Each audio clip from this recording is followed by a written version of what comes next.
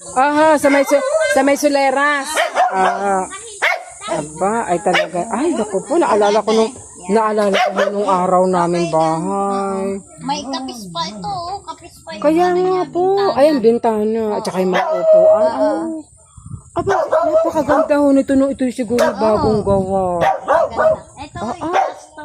Hindi na lang talaga tayo makakaakyat. Opo, hindi kahit sa hagdanan, hindi na ano ho.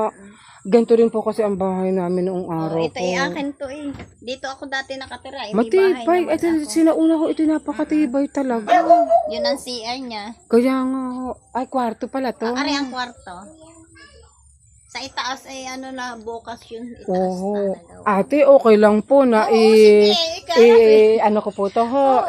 Kumbaga, ipopost ko po kasi sa pagbablog ko lang po. Yan. Candelaria po ito, ano ho? Opo, Bukal Norte po. Barangay Bukal Norte, Candelaria, Quezon. Ay, hindi na nga talaga makakaakyat. Oo, hindi na po Video talaga na lang. makakaakyat. Pero ang ganda talaga sa taas, te. Sa totoo lang. Opo, maganda talaga po at yan po ay bukas sa itaas. Kaya Ito po nga. yung ano, oh, bumagsak na. Terrace naman ho yan. Uy, Toto, baka kayo ano. Ano naman po yun? Matibay to, talaga matibay. Matibay po. Ala, ang dami pang kapis dito, te.